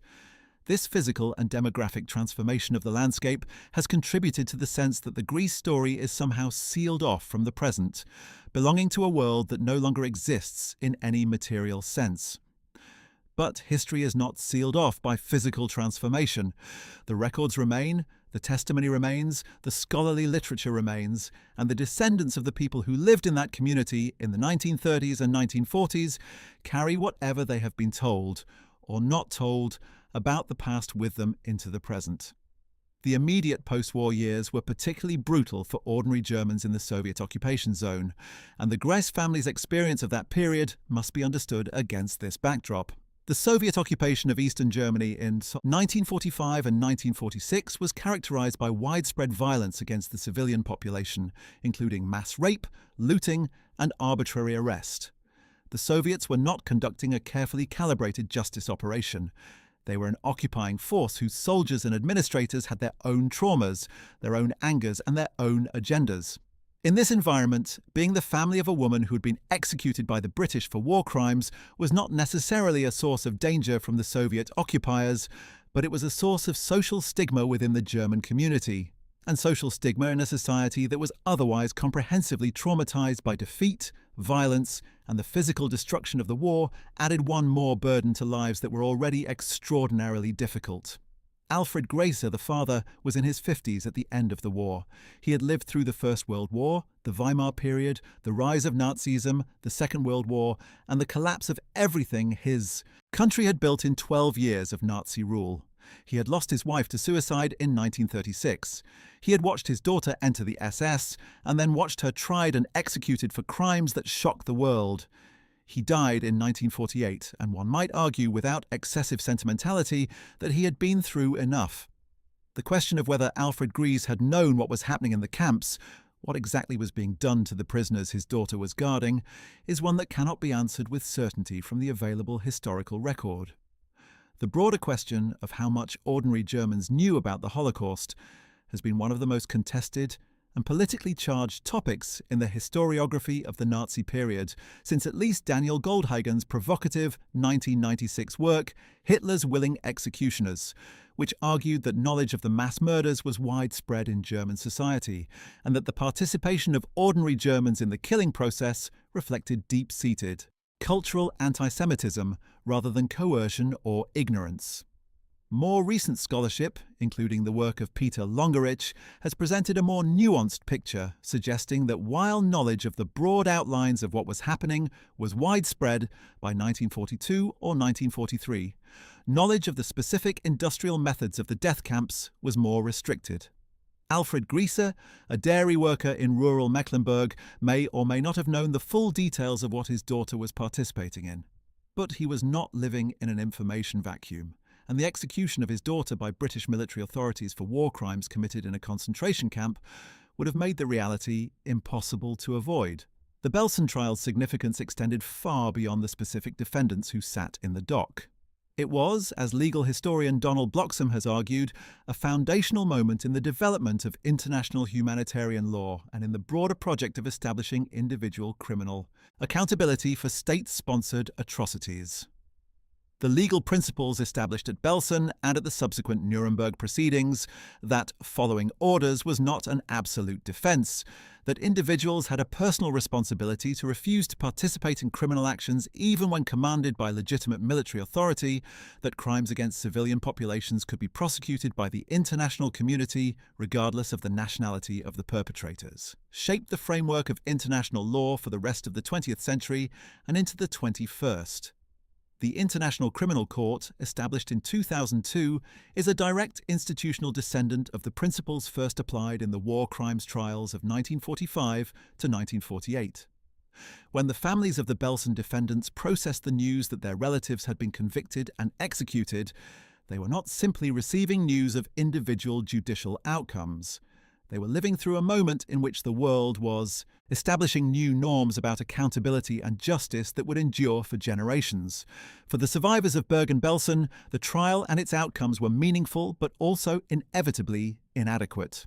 The survivors who gave testimony at the Belsen trial, women and men who had endured conditions of almost unimaginable horror, who had watched family members die of disease and starvation and violence, who had themselves been subjected to the specific cruelties of guards like Irma Grese, were given the opportunity to speak publicly about what had happened to them, which was itself historically significant. The Belsen trial was one of the first major occasions on which survivor testimony was placed at the centre of a legal proceeding, and the survivors who spoke did so with a clarity and specificity that left an indelible impression on all who heard them. But the execution of the most notorious defendants, while symbolically important, could not bring back the dead. It could not undo what had been done. And for survivors who had lost entire families, parents, siblings, children, to the system of which Greece had been a part, the hanging of a 22-year-old woman at Hammond Prison was, in one sense, a form of justice, and in another sense, an almost meaninglessly small gesture in the face of a crime of incomprehensible scale. Survivors who came into contact with Irma Grese during their imprisonment and who subsequently gave testimony or wrote memoirs about their experiences offered perspectives on her that were more complex than the purely demonizing portrait that popular culture sometimes produced. Primo Levi, the great Italian Jewish writer who survived Auschwitz and whose accounts of the camp are among the most morally and psychologically penetrating in the enormous survivor literature, wrote about the broader category of perpetrators that Grese exemplified with a reflective depth that refuses simple condemnation. Levi was interested in the grey zone, in the spaces where moral clarity dissolves and human complexity reasserts itself, and while he did not write specifically about Greece, his frameworks for understanding perpetrators are among the most useful available for grappling with what she represented. She was not a demon. She was not a monster in any biological sense. She was a human being who had made specific choices within a specific context, and the most honest thing we can say about those choices is that they were available to her because a world had been constructed that made them possible, and that the world that made them possible was constructed by millions of people, not just by her. Elie Wiesel, another survivor and Nobel Peace Prize laureate, spoke often about the importance of testimony and memory in the decades after the Holocaust, and about the responsibility of subsequent generations, including the descendants of perpetrators, to engage honestly with historical truth rather than retreating into denial or silence. His vision of a post-Holocaust world was one in which the memory of what had happened would be actively maintained as a bulwark against future atrocities, and he was under no illusions about how difficult this maintenance of memory was, how powerfully the forces of forgetting operated, how naturally human beings sought comfort in historical amnesia. For the families of perpetrators like the Greses, Wiesel's call for honest memory was directed precisely at them, even if it was not addressed to them by name. It was a call that most of them, by the evidence available, were unable or unwilling to answer. The archive of survivor testimony collected by Steven Spielberg's Shoah Foundation, established in 1994, contains hundreds of accounts by survivors of Bergen-Belsen and Auschwitz that mention Irma Grese by name. These testimonies, many of them recorded decades after the events they describe, offer a remarkable documentary record of how survivors remembered Grese and what place she occupied in the landscape of their memories. Some accounts focus on her physical appearance and the uncanny quality of her combination of youth and cruelty. Some focus on specific incidents, a particular beating, a selection in which she pointed toward the gas chambers, a moment of arbitrary violence that left a scar or killed a fellow prisoner. Some accounts are notably calm in their descriptions, as though the emotion has been processed enough that the testimony can be delivered in a measured register. Others are still raw, decades later, still capable of producing visible distress in the speaker. What is consistent across all of them is the specificity, the sense that Greece was not a vague, generic presence, but a specific individual whose face, voice, bearing and particular cruelties were stamped into memory in a way that time could not fully erode. These testimonies, preserved in digital archives and increasingly accessible through online platforms, means that the story of Irma Grese is not only available to historians and specialists, but to anyone with a computer and an internet connection. For the descendants of the Grese family, if any remain and if any have engaged with this material, the experience of encountering their family member in this documentary record must be unlike anything that most people will ever face. To see a grandmother or great-aunt described in the testimony of people who are also someone's grandparent or great-aunt, to read specific accounts of specific acts of cruelty committed by a person whose face you perhaps recognize from a family photograph. This is a form of historical confrontation that is almost unbearably intimate. The silence of the Grese family about their history, which might otherwise seem simply like a chosen strategy of self-protection, becomes, in the light of this documentary record, something more complicated. Perhaps an inability to speak that is not entirely different from the inability to speak that characterizes many survivors as well, albeit for very different reasons. The post-war fates of the other defendants in the Belsen trial who were not executed offer a spectrum of outcomes that illustrates the randomness and incompleteness of post-war justice with particular clarity. Among the 45 defendants, 11 were acquitted, 14 were executed, the remaining 20 received prison sentences ranging from a few years to life imprisonment. Of those sentenced to prison, most were released well before the completion of their full sentences, in many cases within a decade of the trial. Some of these individuals went on to live long and, in some cases, publicly prominent lives. One of the more remarkable post-war careers among the Belsen trial defendants who were not executed belongs to a man who served a relatively short sentence and was released in the early 1950s, returning to a West Germany that was not, at that point, particularly interested in continuing to investigate or prosecute camp personnel who had already faced some form of judicial process. The pattern of early release and social reintegration that characterized many of the surviving Belsen defendants was mirrored across the broader landscape of post-war West German justice. The Allied denazification process, which had been ambitious in its initial design, was wound down relatively quickly in the context of the emerging Cold War, in which West Germany's value as a democratic bulwark against Soviet communism was prioritized over the completion of a thorough moral accounting for the Nazi period.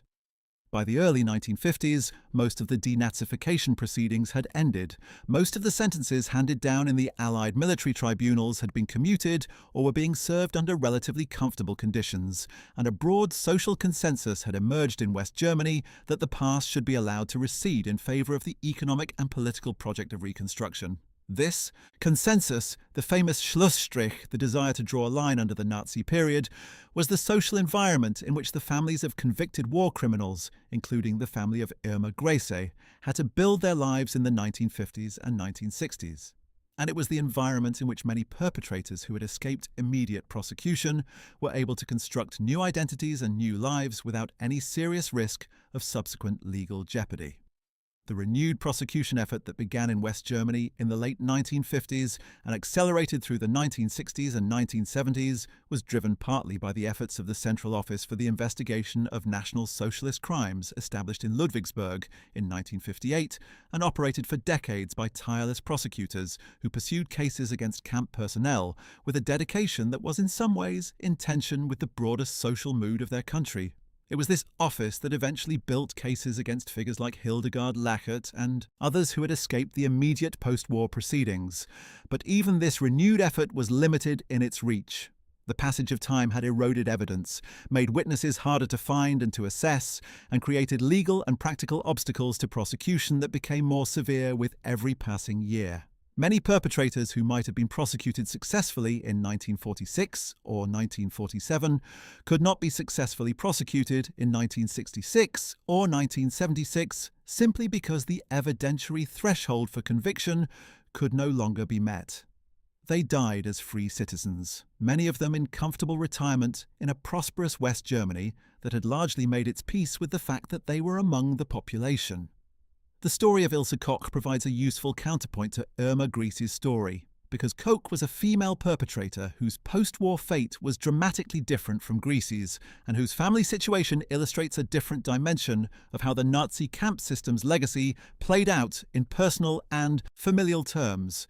Ilse Koch was born on September 22, 1906, in Dresden, which made her 17 years older than Irma Grese and of a different generation in terms of her relationship to National Socialism. She had joined the SS auxiliary system in the late 1930s and had married Karl Otto Koch, who became the commandant of Buchenwald concentration camp in central Germany. As the commandant's wife, Ilse Koch occupied a position of considerable social power within the SS community at Buchenwald, and she used that power in ways that made her one of the most notorious figures in the entire concentration camp system. Survivor accounts described her riding through the camp on horseback, supervising beatings and cultivating a collection of human skin taken from murdered prisoners, lampshades and other items allegedly made from tattooed skin, which gave rise to her lasting nickname, the Witch of Buchenwald.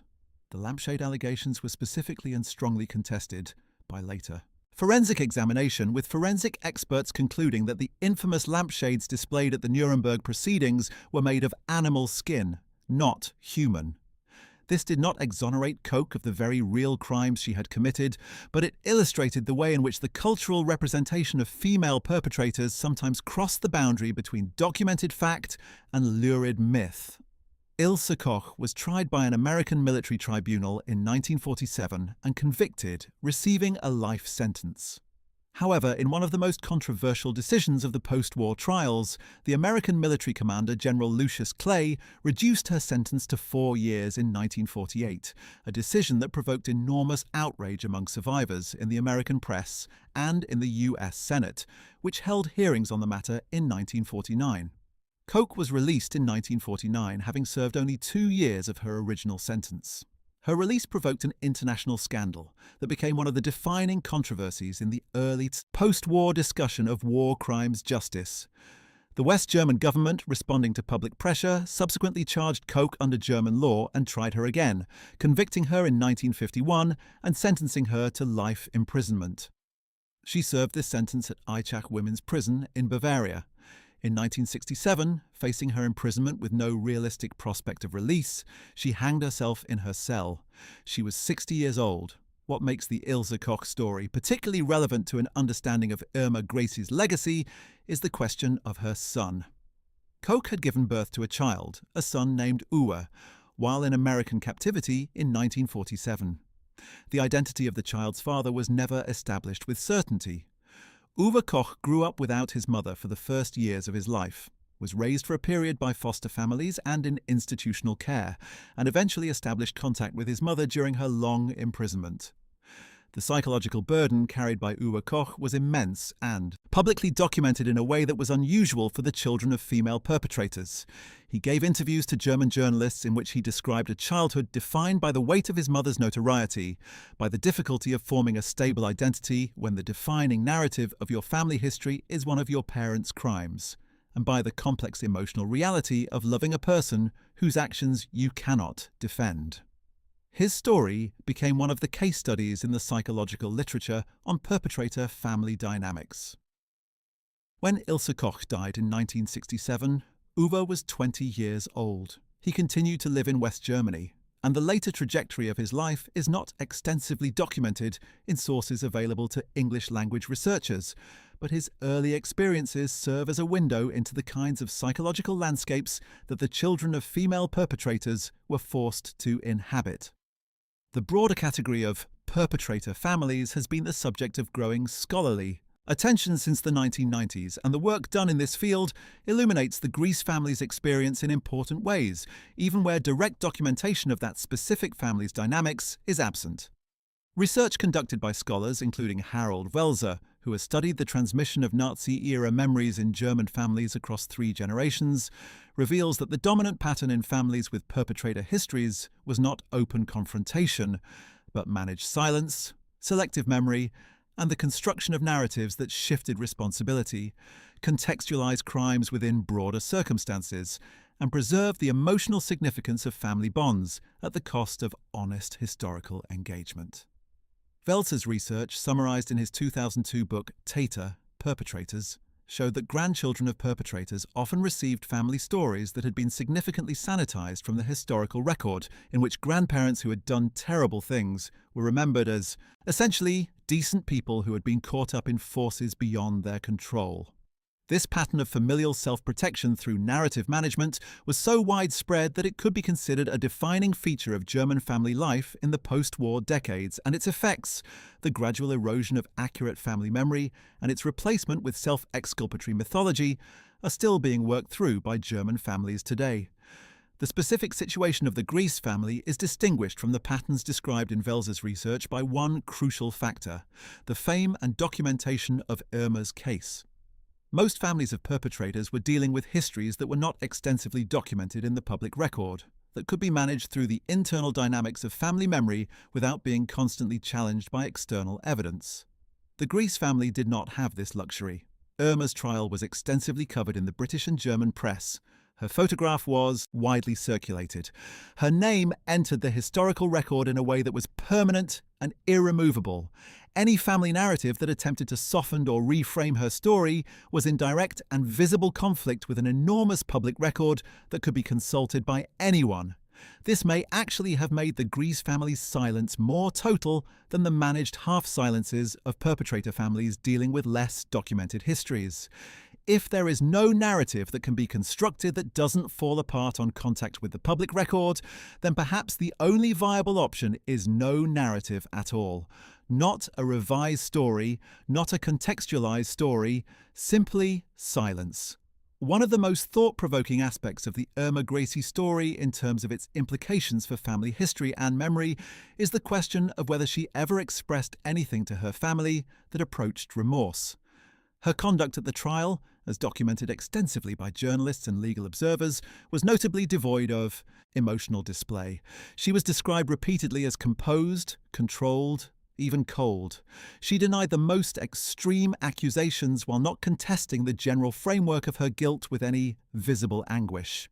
When the death sentence was pronounced, observers noted no visible reaction.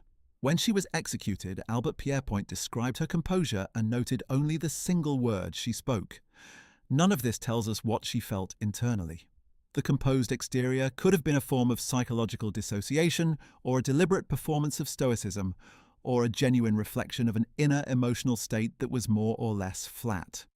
What it means for her family is that there is no documented record of Irma Grese having said anything to them, or to anyone who transmitted it to them, that might have served as a point of emotional or moral departure for the family's subsequent processing of her crimes and her execution. There is no reported deathbed statement, no letter to her father, no communication from prison that has entered the historical record. She died without, so far as can be documented, having offered her family any interpretive framework for what had happened. The survivors of Bergen-Belsen and their families have had a very different relationship with memory and documentation than the perpetrators' families. The Bergen-Belsen Memorial Site, established at the former camp location in Lower Saxony, has been an important centre for commemorative and educational activities since its founding, and it underwent a major expansion and reconstruction in 2007, when a new permanent exhibition was opened that told the history of the camp, its perpetrators, and its victims in significantly greater depth than had previously been available to the public. The memorial site receives tens of thousands of visitors every year, including school groups from across Germany and from other countries, and the educational programs it conducts are among the most sophisticated and morally engaged in the German memorial site network. The names of the camp's perpetrators, including Irma Grese, are documented in the exhibition, and the history of the Belsen trial and its outcomes is presented as part of the broader narrative. For descendants of the perpetrators who might visit, and there is no public record of any Grese family member having done so, though such visits could be private, the experience of encountering their family history in this context would be one of the most direct forms of confrontation with the past that exists. The former site of the camp itself has been transformed over the decades since liberation. The British forces who liberated Bergen-Belsen in April 1945 faced an immediate practical and public health crisis. The camp was full of the dead and the dying, and the risk of typhus spreading to the surrounding population was severe.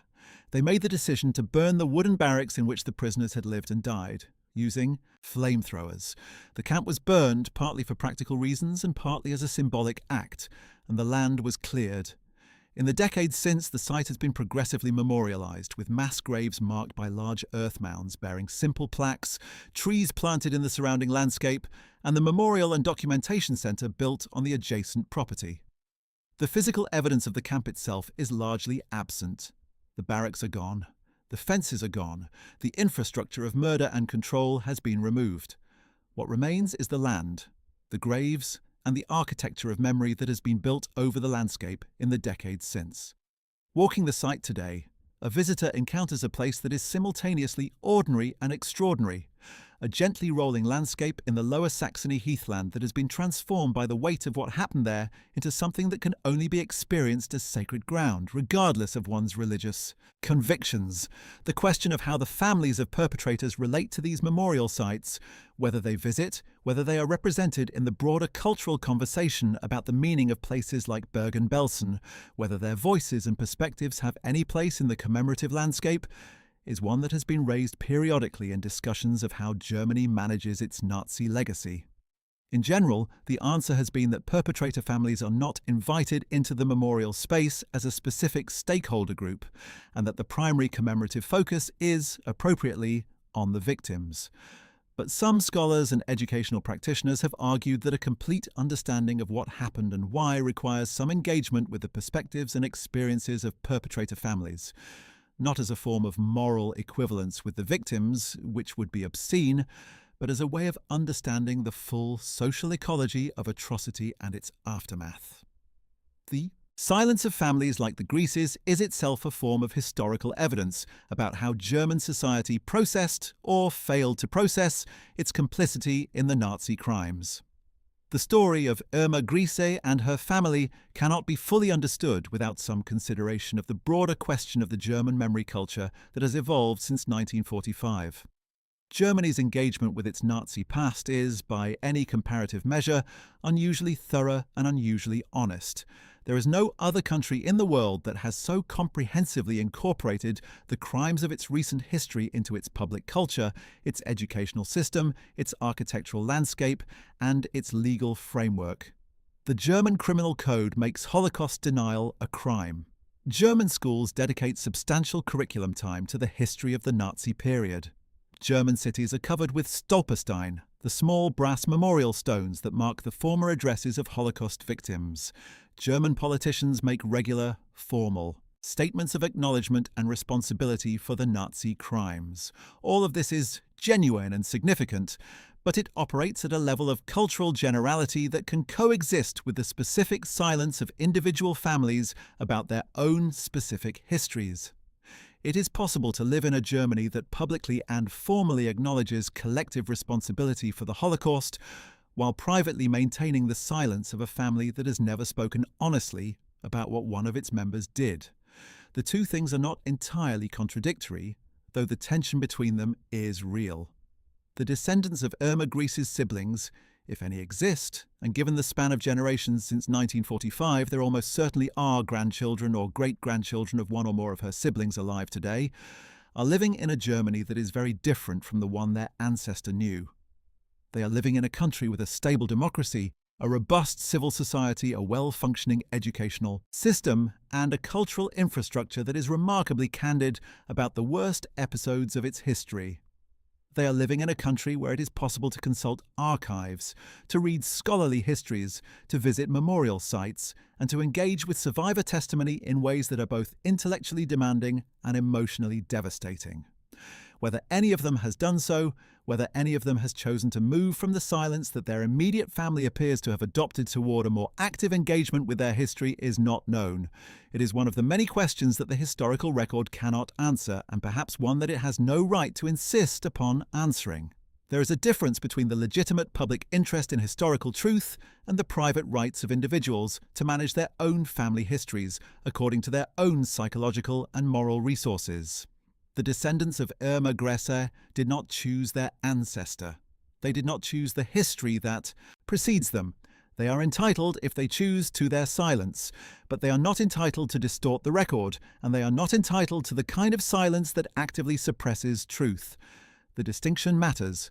A family that chooses not to speak publicly about its history, that chooses to process its relationship to the past privately and in its own terms, is making a different choice from a family that actively promotes a false version of its history, that challenges the documentation of crimes, that participates in the rehabilitation of perpetrators. As far as the available record indicates, the Grese family has done the former and not the latter. They have been silent, not denialist. And while that silence is not the same as genuine moral reckoning, it is at least not an active participation in the falsification of history. It is, in the context of the post-war landscape and the options available to families in their situation, a form of response that many families in. Their position chose, and that carries its own complicated moral weight. The final years of Germany's last surviving connection to the world that produced Irma Grese are themselves a form of testimony.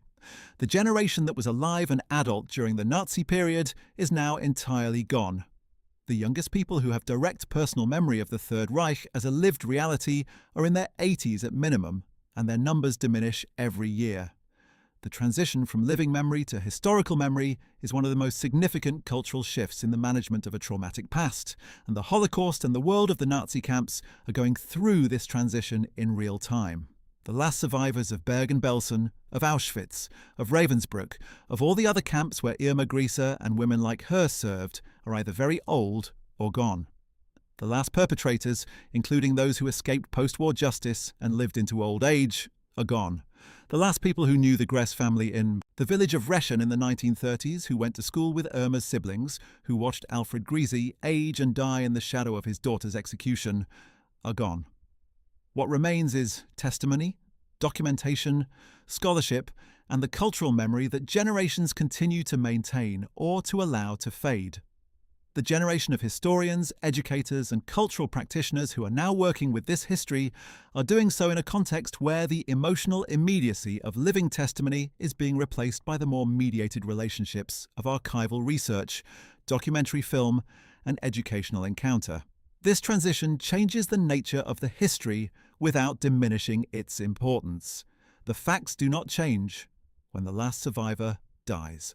The significance of Bergen-Belsen, of the Belsen trial, of Irma Grese and her crimes and her execution, and the family she left behind, none of this becomes less significant because the people who lived through it are gone. If anything, the transition to a purely historical relationship with the past places a greater responsibility on the institutions and individuals who maintain the memory, to do so with the accuracy, the moral seriousness, and the human specificity that the subject demands. For Bergen-Belsen specifically, this responsibility is carried by the memorial site and its staff, by the historians who continue to publish research on the camp and its perpetrators, by the educational programs that bring school groups to the site each year, and by the cultural productions, films, novels, podcasts, YouTube videos that engage with the history in forms accessible to new audiences. The fact that you are watching or reading this account of Irma Grese and the world she came from is itself part of this ongoing process of cultural memory maintenance. And the question it asks you to sit with: what happens to the families of people who commit extraordinary evil? And what does that question mean for how we understand the relationship between individuals, families, and historical forces? Is one of the most important questions that the Nazi period raises for the present. The legacy of Irma Grese's family is a legacy of silence, of survival, of the kind of diminished, shadowed, ordinary life that falls to people who are implicated in catastrophe, not by their own direct actions, but by the actions of those closest to them. Alfred Grese, the father, died in 1948, 3 years after his daughter, carrying whatever he carried to his grave. His surviving children lived out decades of ordinary and largely undocumented lives in a Germany that was rebuilding, recovering, and trying, with various degrees of success and failure, to understand what had happened to it and why. Their descendants, whoever and wherever they may be, carry a history that is permanently inscribed in the public record, available to anyone who looks, whether they have looked, whether they have read, whether they have wept or felt shame or sought in some private way to honour the victims of their ancestors' crimes. This is not known. It may never be known. The silence of perpetrator families is one of the most persistent features of post-war European history, and it is a silence that, unlike the silence of victims, has not been systematically studied, valued, or broken. What we can say is that the story of Irma Grese does not end with her execution on December 13th, 1945. It continues in the lives of the people connected to her, in the testimony of the people she victimized, in the legal and scholarly record of the Belsen trial and its significance, and in the ongoing cultural conversation about how ordinary human beings become capable of extraordinary evil, and what that capability means for the present. The families she left behind, her own family and the families of the women who stood in the dock beside her and were hanged or imprisoned for the same crimes, are part of that continuing story, even in their silence, even in their absence from the public record. They are the human shadow that falls from the historical event, the personal dimension of a public catastrophe, the reminder that every act of historical violence has a human genealogy that extends in both directions through time, connecting the dead to the living in chains of memory and consequence that no act of will, however determined, can entirely break. The history of what happened at Bergen-Belsen, and at Auschwitz, and at Ravensbrück, and at the dozens of other camps where women like Irma Grese served. This history belongs to all of us now, not only to the survivors and their families, not only to the perpetrators and their families, but to the whole human community that must decide what to do with the knowledge of what our kind has done to our kind. The families of the perpetrators are part of that human community. They did not escape the consequences of what was done. They simply experienced those consequences in a different register, a private and largely silent register that the public record can glimpse but never fully read. And in that private register, in the silence of the Grese family and the families of the women hanged beside Irma at Hameln, there is a dimension of this history that remains unwritten, and that perhaps only those who carry it in their blood will ever fully know. There are still people alive today in Germany and beyond who carry in their family histories a connection to the camp system, to the perpetrators and the world they inhabited. Some have broken their silence, some have written memoirs or given interviews or participated in educational programs in which they confronted their family history with an honesty that required enormous courage. Some of these remarkable individuals, the children and grandchildren of perpetrators who have chosen engagement over silence, have contributed enormously to the broader cultural reckoning with the Nazi period, but they are exceptions. The rule for most families of perpetrators has been silence, and the silence has held across the generations with a tenacity that speaks to how profound and how unresolved the relationship between these families and their histories remains. The city of Hameln in Lower Saxony, where Irma Grese and her co-defendants were executed in December 1945, is today better known for the legend of the Pied Piper than for its role in the post-war execution of Nazi war criminals. The prison where the executions took place is no longer operating as a prison, and the specific site of the gallows is not publicly marked. The town has moved on, as towns do, and the history of what happened within those walls is maintained not by local commemoration, but by the historical record, the archives, the research papers, the documentary films, and the accounts that form the skeleton of the story that has been told here. Albert Pierrepoint, who hanged Irma Grese in that prison on that December morning, retired from his profession in 1956, ran a pub in Lancashire for many years, wrote his memoir, and died on July 10, 1992, at the age of 87. He had outlived Irma Grese by 47 years. Whether he thought about the people he had executed in the final years of his life, the specific faces, the specific moments, is something that only he could have known. The story of what happened to Irma Grese's family after World War II is ultimately a story about the extraordinary persistence of history, about the way in which the consequences of human choices extend outward from the moment of action in every direction, forward in time, outward through communities, down through generations, in ways that cannot be predicted or controlled. Alfred Grese tried to stop his daughter and failed. His other children tried to live ordinary lives and carried extraordinary burdens in doing so. The women who stood beside Irma in the dock faced varying fates that reflected the imperfect mechanisms of post-war justice. The survivors who testified against them built lives afterward that were marked permanently by what they had survived. The historians and educators and filmmakers and journalists who have engaged with this history over the past 8 decades have done so because the questions it raises refuse to remain in the past, because they are questions about human nature and institutional power and moral responsibility that are as urgent today as they were in a courtroom in Lüneburg in the autumn of 1945. Irma Grese was 22 years old when she died. She had grown up in a village in Mecklenburg, lost her mother to suicide at 12, left school at 14, and entered the SS at 18.